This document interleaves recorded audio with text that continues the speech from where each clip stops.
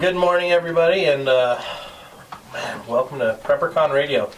We've got Shane, the prepared guy, as always. Good morning. And we've got a special guest, Jeff Kirkham from ReadyMan. How you doing, Jeff? Good. How are you doing? Thanks for having me on. Oh man, we're so excited. I'm sitting here. For those of you, I wish we had a TV feed you could just hop in and see. I'm over here like trying to calm the chaos between these two as they're already jumping into our topic for the day, and it's hilarious. I'm like, wait, hold on, that's good content for later. Hey, we can talk and about they just it keep again. going, change up. No, wait, what about this? And I'm like, no!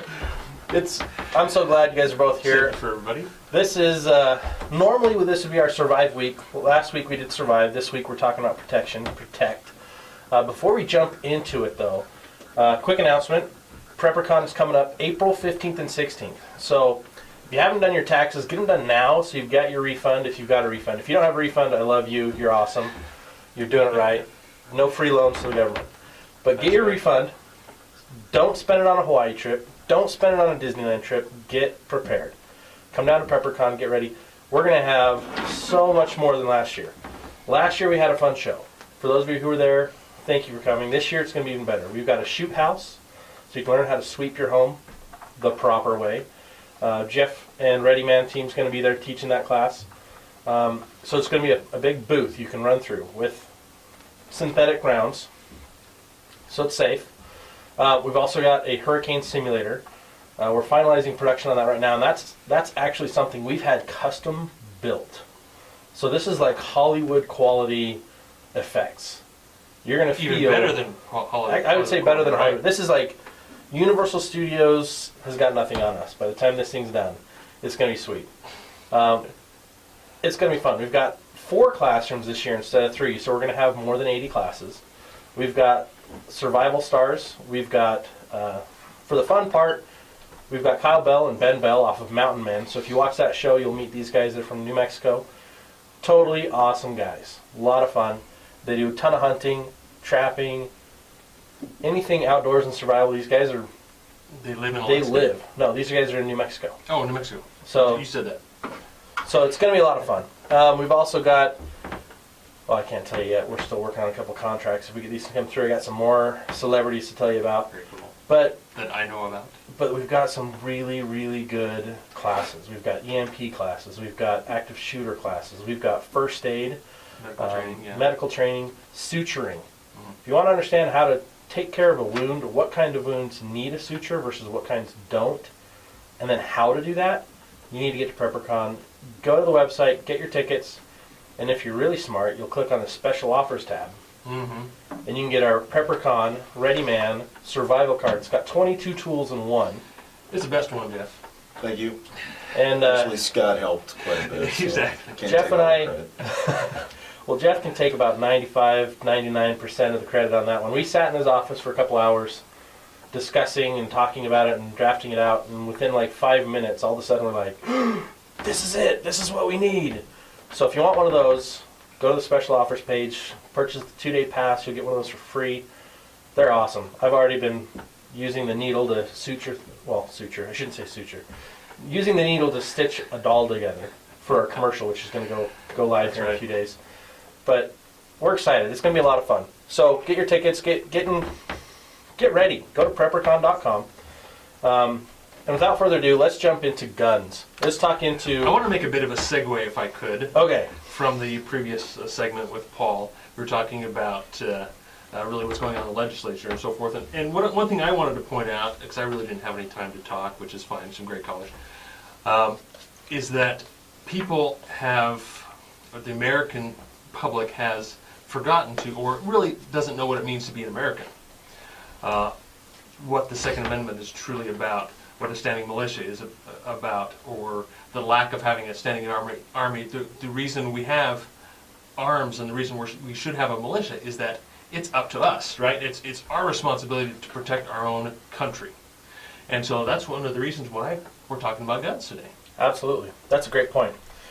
So, when it comes to having a standing army, when it comes to having your own militia, or when it comes to just keeping your right to bear arms, I always look at it, and there's a couple different ways you can look at it. I mean, I love the handguns for close range personal protection, primarily to stop muggers.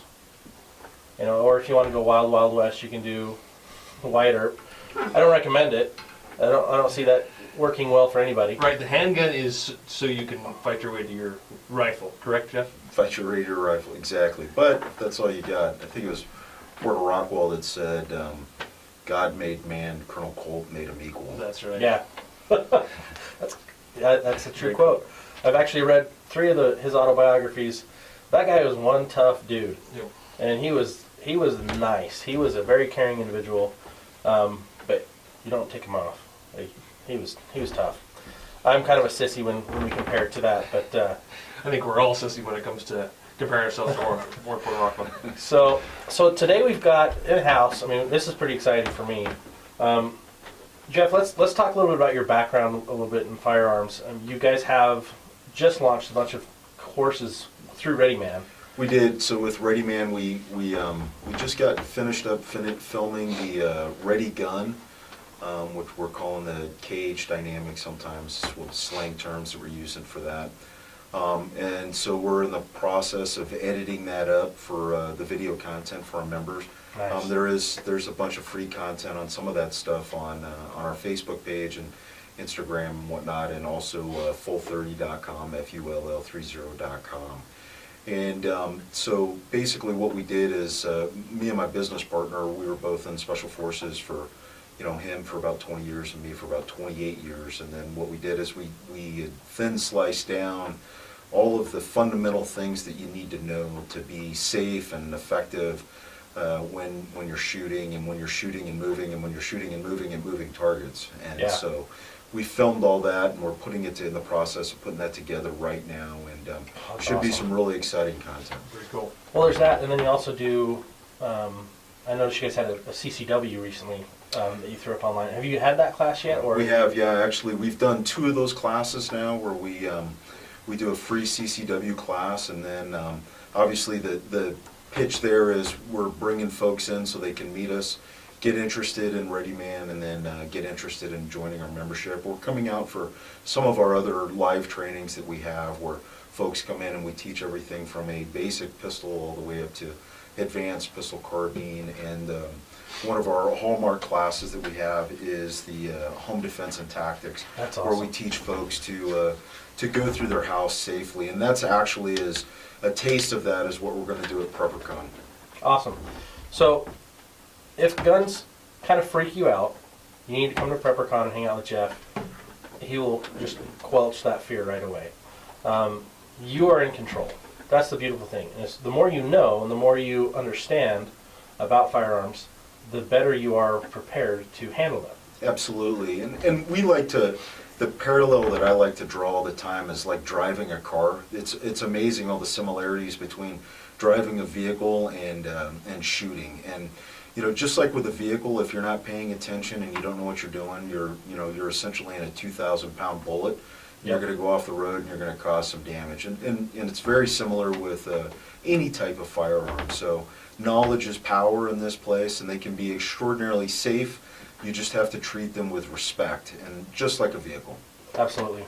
So that's our segue, I guess you could say. We talked a little bit about handguns. I want to jump into the rifle conversation.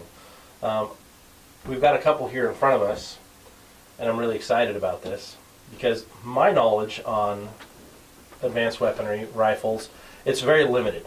And that's why we bring in experts like Jeff. Shane is as close to an expert as you can get, I think, without quite being there. Maybe self-proclaimed. Self-proclaimed. But we're close. Jeff, tell us what you have and why you have it. Because this is beautiful, and you've shown some functionality, but tell us what this is. Actually, I think it gives due for a little bit of background story. So back in 2002, I was part of a team that tested and did the first empirical data for Special Operations Command. What's your name? For the AK. And what had happened was, Jason? at that time, the war had just kicked off because of because of September 11th, and so Okay. SOCOM, or Special Operations Command, was looking for an AR Okay, platform put you on that hold would for a shoot second, the as soon as we can 7.62 get by to your question. 39, which is We'll the pull you on caliber right, this that truck. the AK shoots. Most AKs shoot. And so we ended up going in and testing, and the rifle that they had was absolute garbage. Like the barrel was literally falling off, and bullets were going through the barrel because it was drooping, and just it malfunctions, and so it was really bad. And so the SOCOM commander, it wasn't, excuse me, not the SOCOM commander, the colonel that was in charge of the program said, why don't we just shoot AKs? And everybody said, well, because AKs are this and that, and they're not accurate, and the ergonomics stink, and all this stuff. And the colonel said, okay, show me the data. And they scoured DoD, couldn't find one study that had been done that had true data in it, that wasn't skewed in some way. So he said, okay, until we see a study, I want to see a study. I want pure data. So we went out and we tested the AK, and actually by the end of the second day, is week-long test. We had to count for every round, and the test was rigged to fail.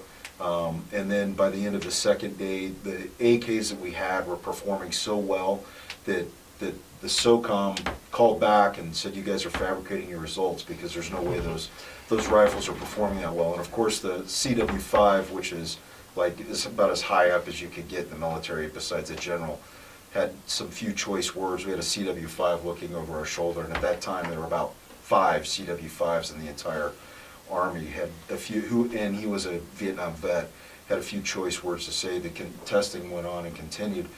I bring up that story because the original competition that took place for that rifle, for the 7.62-39, was actually won. It was awarded to Knight's Armament, but the competition was actually won by a local guy here by the name of Robinson Armament, Alex Robinson. Now you're comparing this, the rifle that failed that you were speaking about was an AR platform? It was an AR platform, yeah. And so fast forward, I met a guy, my family's into the machining and manufacturing, and I met a guy that said, he was a machinist manufacturist, and he said, man, you need to meet this guy.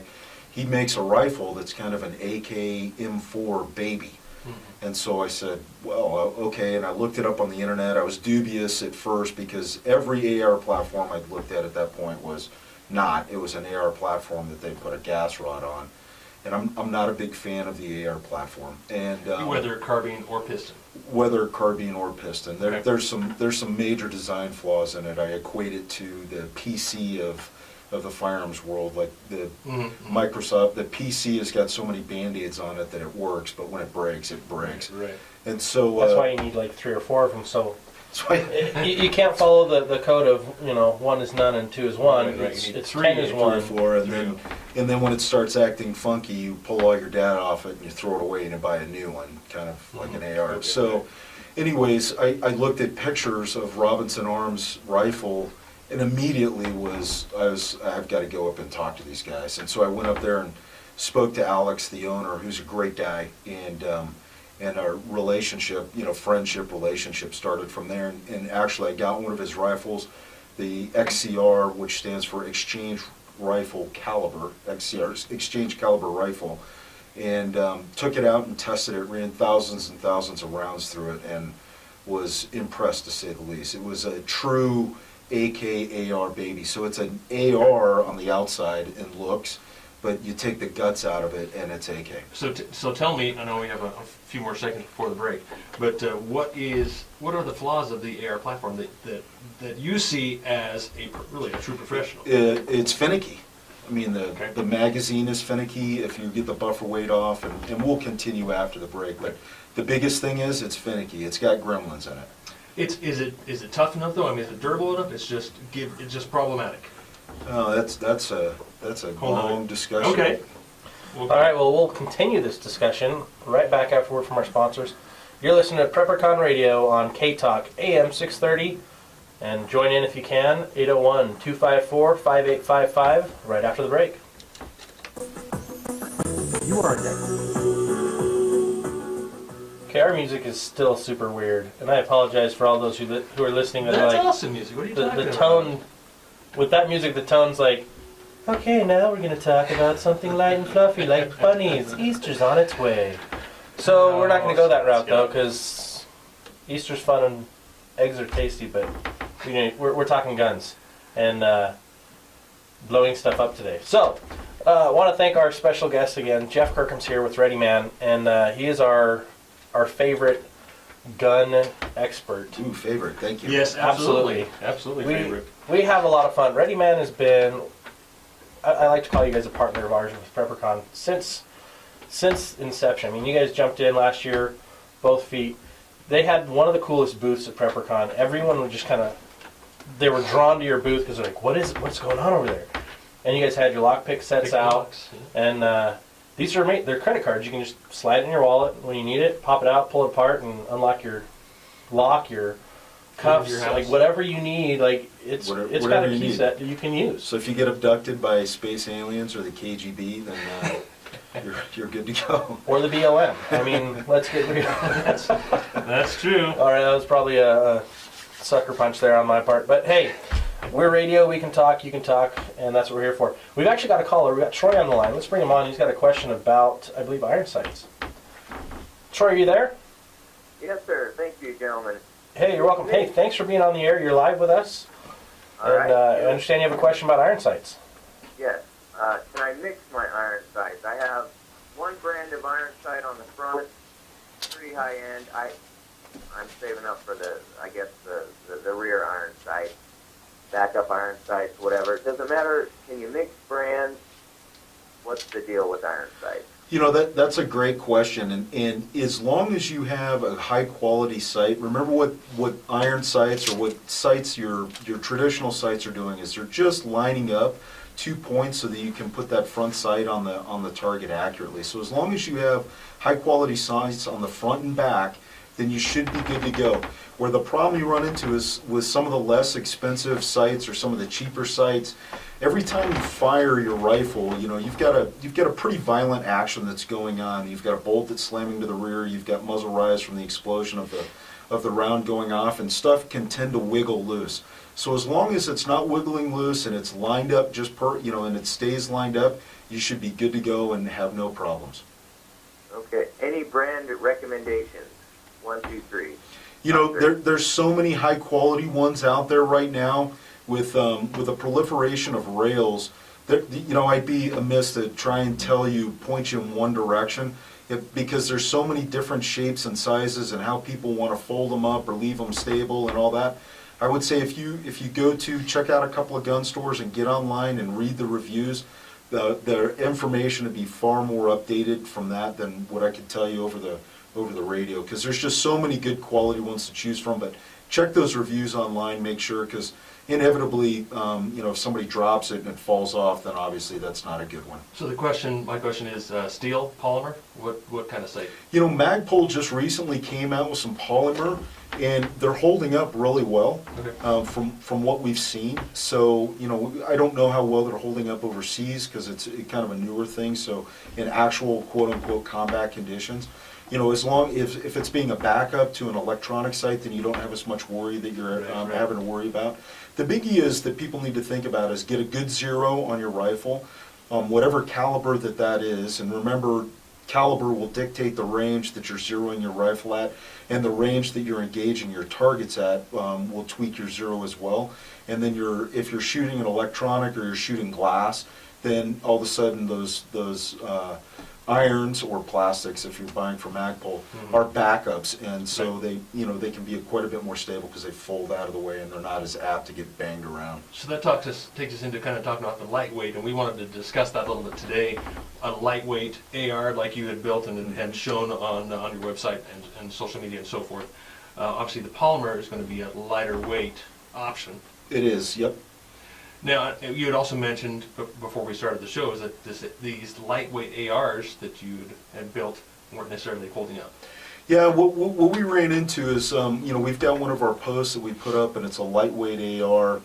And what we found was, now you got to keep in mind that when we're testing these things, we're shooting a lot of rounds through them, and what was happening was we actually kept fracturing the receiver on those, and we'd gone to the nth degree of building these things out. So we had a carbon fiber buffer tube so we could remove a few ounces there. Were they aluminum or were they polymer receivers? Polymer receivers, okay. Yeah. And so what was happening is we actually, because of the violence of the action, and the bolt, we'd replace the bolt with a lightweight bolt and had to get in there and fine tune everything, because anybody who shot an AR knows that everything's got to kind of line up just right, or else that guy's not going to work very well. You end up with a bunch of malfunctions and stuff. And so we'd get them fine tuned, and then we'd go out and shoot them quite a bit, and we'd break the receivers up around where it held the gas tube, actually. Gotcha. Because Wow. of the slamming of the bolt back. Yeah, because, well, the bolt's coming back, and if you watch a rifle in slow motion, you've got a whip that's going on. So you talk to any sniper, they're talking about a whip that's actually happening on the barrel, which can affect the accuracy of the barrel. That's one of the big reasons that you've got these big bull barrels, or which popular now is they're wrapping them in carbon fiber Right. to try and get that barrel Stiff. whip to be stiff. Yeah. And because every time that barrel whips, it's ending up in some other place, which is minute, but when you start talking about a sniper who's trying to stack rounds, it makes a difference, especially at range. And so now, what's actually happening is that whole rifle receiver is flexing, and that plays into the harmonics of the rifle itself. So with an AR, obviously the pivot point is right where the buffer attaches to the receiver, so that becomes a flex point, and that's where we were snapping those things with the polymers, because they just weren't holding up. That's crazy. Wow. So then, understanding some of those inherent problems with the AR, especially with the super lightweight build, those problems kind of have just further shown us that it is a malfunctioning platform. Probably not the best engineered solution. But you were talking earlier about the AK and why would you call that a superior platform? Well, I think the big difference is, and all the AR aficionados out there are probably going to scream at this point, but and it's okay. But if you logically look at the design, and anybody who's worked with ARs will tell you, the AR is a great platform as long as you maintain it. And one of the big design flaws, at least this is the world according to Jeff, and we'd all be a lot happier if we all listened to me, right? So, but So far, so good. So far, so good. But the hardest part of that rifle to clean is the chamber, and arguably is the star chamber, and arguably the most important part of that rifle for it to work is the star chamber. And so now all of a sudden, if you get junk in the star chamber, carbon or dust or sand or water or any of that thing that interrupts that bolt from getting in there and rotating out so it can unlock, you're going to have malfunctions. And so that's where, when the AR, the gas rod systems for ARs, everybody was like, hey, what makes the AK so reliable? Well, it's a gas rod system. So they started throwing gas rods on AR platforms, thinking that it was going to be this miracle cure. And actually, depending on whose tests you look at, it was kind of a net zero, actually, is what they came back with. So it was performing, in some instances, it was performing better. In some instances, it was performing about the same. And so really saying that the AK is reliable based off of the gas rod is, it's a gross oversimplification of why that rifle works as well as it does. And actually, one of the videos that we just filmed was, I was comparing that. I had an argument where I said, hey, I think the father of the AK, everybody will say, well, it was a copy of the Sturmgewehr or the MP43 and MP44.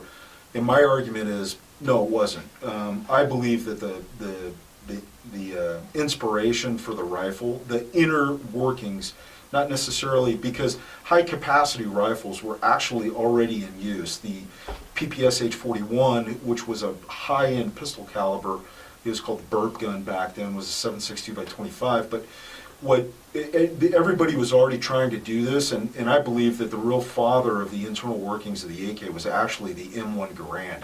Okay. Because the bolt, if you look at the bolt face of an M1 Garand, you look at the bolt face of an AK, they're pretty stinking close. So my question for you is, okay, the AR, I personally like the platform for its functionality. It's a cool looking gun, obviously, so it's obviously very popular. I think a lot of the stuff you're talking about, is going over the head of most of our listeners.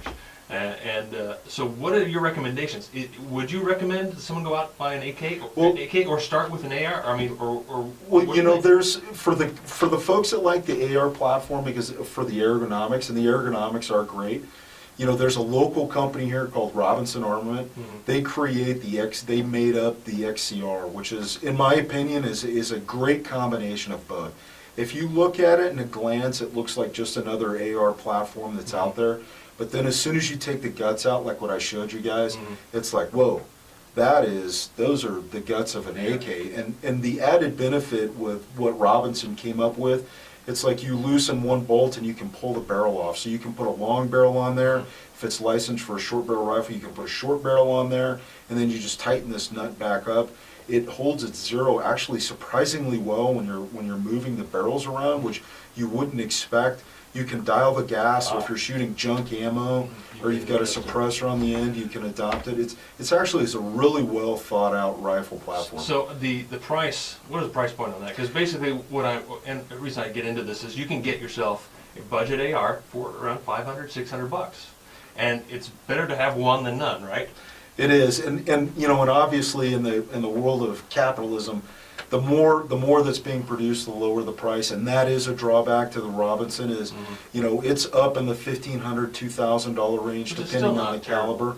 But but you get a quality rifle that's got a folding stock and a collapsible stock and all that can go with it, and you don't have the issues. The cool thing. It's kind of like the MacBook of the PC world. Okay. So Mac's more expensive, but it comes with a bunch of the stuff that you end up paying extra for anyways. Yeah. Whereas you look at the Robinson, he's got the ambidextrous safety, he's got the ambidextrous magazine release, he's got the ambidextrous, bolt hold. So I noticed the barrel is fairly lightweight. I might call it pencil barrel. What's your take on that? I have the M4 profile barrel in mine, which is more of a heavy barrel.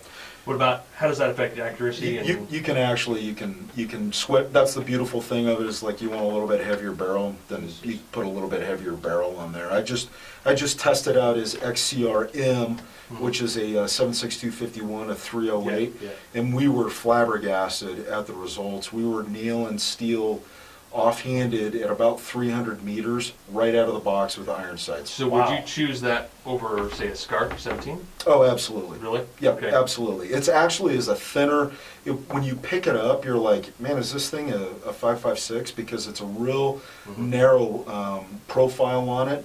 Whereas the SCAR heavy, the 308, is almost like you're carrying like a machine gun. It's huge. And so we're really happy. It's actually really nimble in the hands. We were all surprised when we shot it. Okay, so let's talk about the M1. Like say the SOCOM. That's my next rifle is in the 308 caliber. What is your take on, say, compared to like going with an M1 Garand type platform? Well, when you talk about the M1, the M14, the big drawback with the M14 that they ran into is when they were going back and retrofitting that thing with rails, it turned that rifle into such a heavy platform that nobody wanted to lug that thing around. And so, and again, like in one of our videos we just shot, we used an M14 shooting it. We went elk hunting, and we had military platforms that we were like, hey, can we use these hunting elk? And staying within the restraints of of hunting, so we're legal and all that stuff. But I had an M14, and it was a great rifle. It performed really well, but it was a little bit heavy. That one was the traditional walnut stock, and actually the SOCOM M1s they up the weight a little bit on those things. So that's why it was at first it was a real popular design, but it just kind of never really took off because nobody wanted to lug that thing around. Yeah. Now, with my AR, I have done some modifications to it, and I've done these because I have reliability in mind. Like the nickel boron bolt. Not have to clean it as often, and so forth. What about the M1 platform? Is that more reliable than, say, the AK, or? If you look at the M1 or the M14 platform, or the M1 Garand, the M1 Garand and the M14 are essentially the same thing. Okay. Some of the stuff that's in there that crosses over to the AK, or the design features, yes, absolutely enhances its reliability. And what I like to tell folks is, if you think about World War II, all the designers, whoever it is that you believe designed the AK, whether that was Schmeiser or Kalashnikov, doesn't matter. I call it Team Kalashnikov, because it was most assuredly a group of people. Every one of those people was affected by World War II. Obviously, if you were Schmeiser and you were captured by the Russians, you were affected by World War II. And the Russians had lost millions of people in that conflict. Not thousands, not hundreds of thousands, millions of people in that conflict. Literally every single person in the Soviet Union was affected by World War II. The same with the Germans, obviously, as well. And so now you have these guys that were taking those lessons from the battlefield of the Eastern Front, where men were literally starving to death and freezing to death because of lack of logistics of maintaining weapon systems that they had. And so they would have taken those lessons and then applied them. And they would have certainly tested all of the platforms that were on the battlefield to figure out, okay, who's working the best, who's not working, and what can we borrow from that to create our own baby. Right, now, before we go to break, I want to make sure that we talk about, after the next break, talk about optics a little bit. What else do I want to, and about caliber as well. Absolutely. Because obviously, the AR is it's 5.56, pretty small caliber, whereas the AK is a 7.62 by 39, 30 caliber. 30 caliber round. So, which is obviously has a lot more energy, which is, I guess, the right term to use. Want to say Well, more mass. more right? More mass, weight, so it more wants mass. to hold onto its energy longer. Okay, over longer distance in particular. So the round that obviously the military still goes with is the 5.56. I mean, that's their primary go-to round, correct? Yes, that's correct. And what's the reasoning for that? Well, the reasoning, the original reasoning that came out when the rifle was adopted was, if the bullets are light, what they did is they strictly looked at the math. How much they can They carry. said, how many bullets are fired, and we'll get into it more here in a second, but how many bullets are fired, okay, that's how many bullets a guy needs to be able to carry. Okay. So it's pure math. Awesome. Well, you guys, thanks for listening to K-Talk. We're going to be right back after a message from our sponsors. So stick around and join in the conversation when we get back. Please carry the 5.56 now, because you actually have less over penetration with the 5.56 than you do with 9mm. Because it's going so fast, it just Because breaks it's, up, right? because it's a small bullet that's moving really fast. So now when that small bullet hits something like drywall, it starts dumping its energy immediately, which it makes it actually a safer round for police to carry. And I've actually said that on the show before for a home defense rifle. An air is or at least that caliber is a good. As long as you pick the right Right, bullet. soft- And then what was happening was, Vietnam is a great example, is they're trying to shoot through the jungle and they've got all this underbrush and stuff. Now all of a sudden the bullet's doing what the bullet's supposed to do, is it's Hit some underbrush. hitting brush or sticks or something, and it starts losing its energy, and tumbling actually goes all to hell. And so that's when they came out with the green tip, because the green tip has the tungsten penetrator in there so that it can punch through stuff and hit targets behind it. So essentially we did this. So is that the primary round of military? Yeah, well, that's all they shoot is green tip, except for the special mission units. Because they're trying, well, it's, part of it, again, you go into corporatism, but part of it is you can't have all these different bullets. That's one of the things that ate the German army alive, was they had all these different calibers. So you think about the logistical train that's behind that. Do you know what I mean? You've got to have this factory's producing this factory's producing, instead of just everybody producing one round. And then getting it out to the field, and did the boxes get mixed up? And so it's a huge logistical nightmare every time you change calibers. And so at the end of the day, if you're poking holes, you're poking holes. Yeah, whether it's 22 or whether it's... But the 30 caliber has been well established as being How long would you around wait to get relief from your nasal congestion? cross. So that's my next rifle I'm getting, is the 308. And I still haven't decided what. I love the silk Afrin I want it to be a defensive round, but I want to be able to reach out some too. I don't need a 1,000-yard gun or...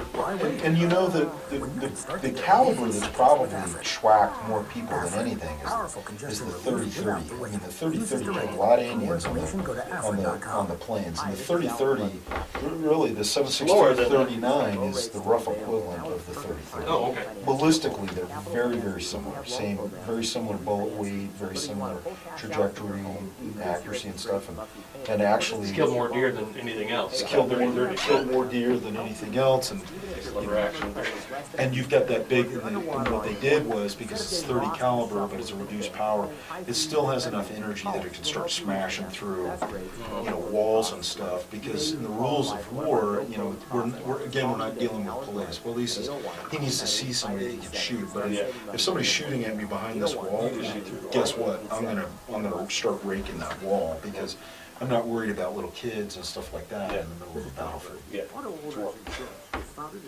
So the 308 just was one of those things where the 308 is a great round. It's just a little bit big. So you should never drive For without weight-wise, auto for orders carry. by your side. Yeah, it's- So I settled on this optic. I've got red dots. Yeah, there's a bunch of guys are really happy. Run the 1x4s. AutoOwners.com. And I love the versatility of it. You're up close. You can dial it in and shoot out 500 yards with that thing. Of course, it's The the cloud. way It may drawback sound is nebulous, this with vague, this mount is hazy, pound and a half. but the value of cloud computing for your workforce can be I guess that's why very you like real EOTech, indeed. right? I mean, That's why thousands of small organizations of all types and sizes are But deploying for reaching the out, Chronos I guess Cloud, that's transforming the way that access reaching out, workforce carry management 30 round solutions to reduce magazine. labor costs, improve workforce just got a productivity, straight and minimize compliance risk. For a clear view of the Chronos Okay, Cloud, and keep visit the EOTech on there. Chronos.com. Chronos. Yeah, I mean, workforce in the innovation EOTech, they've that got some of the, works. EOTech's been losing its minute of angle. There's some design problem in there where EOTech has really been getting beat up because it's losing its zero and stuff like that when it's getting from the shock of shooting. Hey guys, thanks for tuning in. You're listening to K-Talk Radio. This is the PrepperCon radio show. We've got a special guest in here, Jeff Kirkham with ReadyMan. Thanks for being here, Jeff. Thank you for having me. Yeah, I could talk to you for hours. Before we go jumping back into it, I want to give a special shout out to our sponsor, Utah Safe Haven. They're actually sponsoring this hour of the show. If you are looking for bug out land, or if you're looking for fun recreational land, somewhere to put a small tent, a cabin, a large cabin, check out UtahSafeHaven.com, or you can call them at 435-315-8346. They have just about any kind of land you're looking for, and it's really affordable. And the best thing is they do their own in-house financing. So you don't need a credit check. You don't have to have perfect credit. These guys can help you out. So check out UtahSafeHaven, HAVEN.com. These guys are awesome. Skip will take care of you. His team will definitely take care of you and get you the land you need. And they will be out to PrepperCon as well. They'll be at PrepperCon. They've got a huge booth and display that's going to be a lot of fun. Over the next few weeks, we're going to spend a lot of time talking to groups that are coming to PrepperCon, giving you some sneak peeks of what to expect. It's going to be more fun. It's going to be bigger. It's going to be better in every way. And you have to get there. So get your tickets online, www.preppercon, that's CON.com. All right. So we're back. We're talking about the AR versus the AK. We're talking platforms. This segment, we really want to talk more about sights, scopes, optics, all those Caliber. fun things that I'm not really that familiar with, that I need to be, and that's why we're here. Well, let me, I guess, talk about my evolution. It is said, I guess, even in the military, you start learning to shoot with your iron sights, correct? Absolutely. So where does it progress from there? I mean, what's your advice as to where, after you learn how to shoot with your iron sights, where do you go from there? Well, it's one of those things where because iron sights are so fundamental, you have to have good fundamentals or else those iron sights just aren't going to work for you.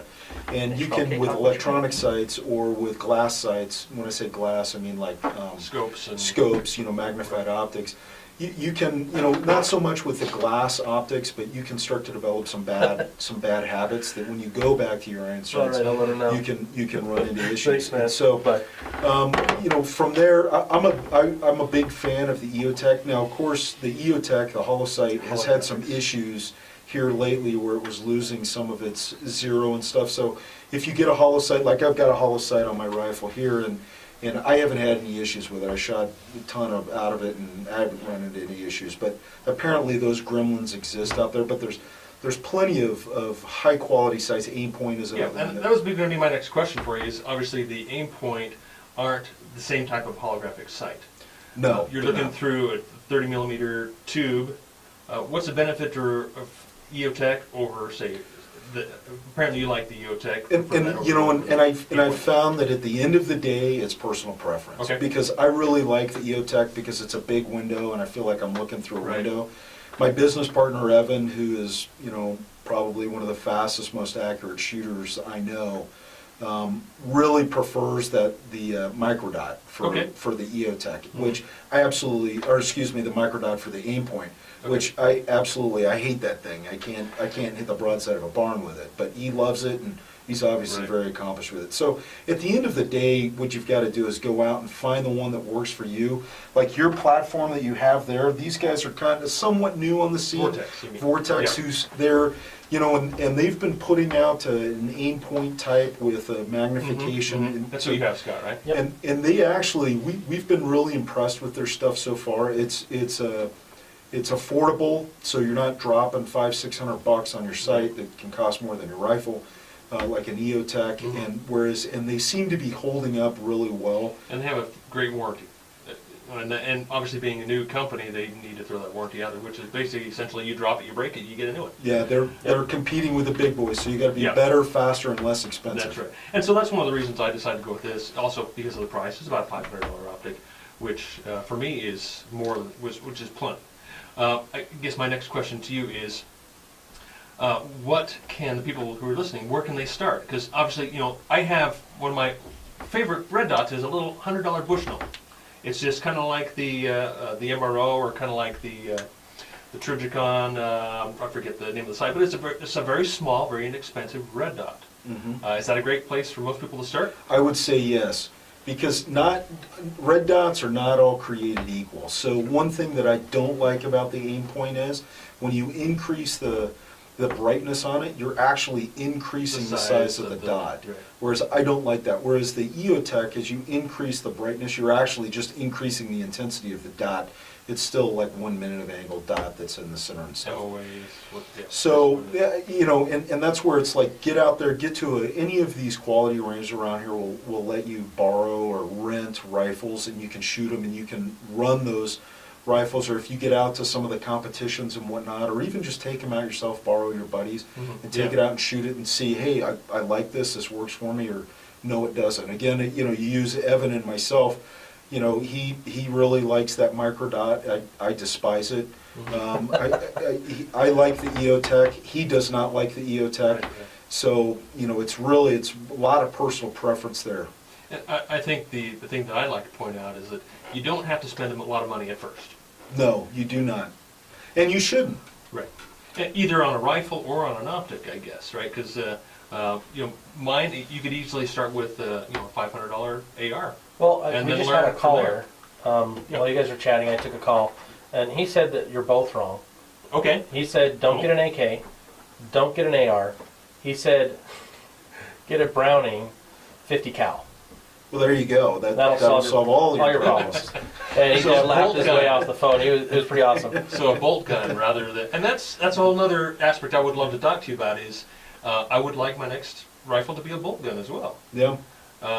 But in a defensive situation, you know, you really, my feeling is that you need to have a semi-automatic. Yes, without a doubt. Semi-auto is, I mean, when you talk self-defense and whatnot, I mean, essentially it's about poking holes. If you want to stop the threat, and so that's where the FBI and the DEA and a lot of these federal organizations and even a lot of the local are all going back. They're dropping the 40 and they're going back to the 9mm, just simply based off of the data's not supporting the bigger bullet. It's not enough of a difference that what they are finding is holes are what equal stopping a threat, not necessarily these big Mongasso calibers. So yeah, during the break we were talking a little bit about caliber, the 5.56 versus the 7.6 to the 308, and it's about essentially about how many rounds you can carry on your person. Yeah, so originally, and that's where they came up with the 5.56, was they did the math. They said one soldier shoots X number of rounds to cause this many casualties. So that in a perfect world, it's okay, let's increase the number of rounds that a soldier can carry, because when the M1 Garand only carry like 8 rounds. So But at the time, that was a tremendous amount of firepower because everybody else was running around with bolt actions. And then that was the day of the subgun. The subguns were running around with 20 and 30 round magazines, unless it was a PPS H41, the Burt gun, that had 75. So now all of a sudden, when the Germans were fighting the Russians, you know, like in Stalingrad and stuff, and they were fighting Russians that had Burt guns, now all of a sudden it's not a big leap to understand why Germans were picking up Burt guns, because it was like, wow, this is a huge advantage, and it was a great round too, 7.62-25. And so that it was pure math where they said, okay, let's go with a smaller round because soldiers can carry more. So are you saying that I am perfectly fine to stick with my 5.56, or should I really consider maybe going up to a 7.62 by 39 or 51? It depends. It totally depends on what you're doing. If you're going to go out deer hunting or something like that, or elk Right. hunting, Larger. obviously, you ask any hunter if you're going to go hunting with a 5.56, and they'll look at you like you're crazy. Yeah. You So, know? but in a defensive situation, my AR, the 5.56 should be completely capable. I would say probably. Okay, good word. Probably. Should be. It should be. It should be. Yeah. But the bigger the better, right? Is that kind of the? No, not Not necessarily? necessarily, because remember, we go back to the discussion about holes are better. So, you know, if I could carry around if a 22 worked, then that would be the best of both worlds, or the 177, you know, because now you get that little round. But we found, you know, at some point there is a drop off. Like the big hit overseas for a while was the 5.7, and you know, we quickly found out it was, you know, the MP7 was shooting that smaller HK round, and we quickly found out it was a great round if you were fighting alley cats, and that was about it. So we stopped carrying That is a bit of an odd round, but there's a lot of odd rounds out there. So one thing as preppers, we talk about commonality, not having too many different kinds of rounds of ammo, having the 357, the 9, the 40, you've got all these different calibers, and that's kind of what I've done, is narrowed down to a handful of calibers so that it's easier to find if I'm scrounging, less expensive to buy, and I don't have so many different types of rounds. I know you were mentioning that was kind of Germany's problem in the war. It was. Germany was running a bunch of different rounds for their weapon systems that they had, their rifles and their submachine guns and stuff, and it killed them logistically. And that's whereas, like, somebody that's thinking about it is, at some point, the best rifle that you have, or pistol that you have, is the one that you have on you. And the one that you have on you, hopefully you've gone out and you've trained with it, and you've mastered, or at least gotten to a high degree of proficiency with that system. And the only way to do that is, you know, big bullets cost bigger books. And so that's where the 5.56, you know, starts taking off, because it's a smaller round. It costs less. Let's take a couple questions real quick. We got Will on line 3 here. What about 1522? Hey, Will, you there? Let's start over there, Will. Can you hear us? Yeah, can you hear me okay? Yep, we got you now. All right, I just said good morning. Morning. And I have a 45 caliber, it's an HK, and Hector Koch 45, USP 45. And I like the gun. I just thought, well, gosh, this is the caliber I like. So I thought, well, 45, you know, I'm going to be able to do whatever I need to do with it, whether I'm camping and I run into a bear, or, you know, home defense. What's your opinion on the 45? Because I know it's definitely a slower bullet. It's you know, the 45 is a big, slow bullet. And originally when the 45 was brought out, it was coming out of the heyday, remember, of 6-shooters that were 45 long Colts. And so the 45 long Colt was well established in the grain weight and the speed of that bullet for fighting, and also as a sidearm. So the 45 has got a long-standing great reputation. For me personally, I don't prefer the 45 simply because it's a big package, and you've got to carry that. Lower capacity. Big package, typically a lower capacity. Well, you know I what? kind of had a laugh to myself at the gun range, and I was actually watching the projectile travel from the gun. Yeah. And I was like, oh, crap, you know, if someone's got a 9mm, you know, in that terrible scenario of a gun battle, I'm in trouble. Absolutely. Well, we're out of time. Thank you for your call. We got to head to break. You're listening to K-Talk Radio. This is PrepperCon Radio on K-Talk. And we're out of here. Have a great week. Thank you for having me. Your solution. Founded by preppers for preppers. They have the best properties for sale, ranging from small campsites to 50 acres or more. Pricing starts at just $19,900. And the best thing, everyone qualifies for the special in-house financing and no credit checks. Call Utah Safe Haven today at 435-315-8346 or email info@utahsafehaven.com and discover how quickly you can find your safe haven. That's 435-315-8346. People have tried to Hi, leave. Tom.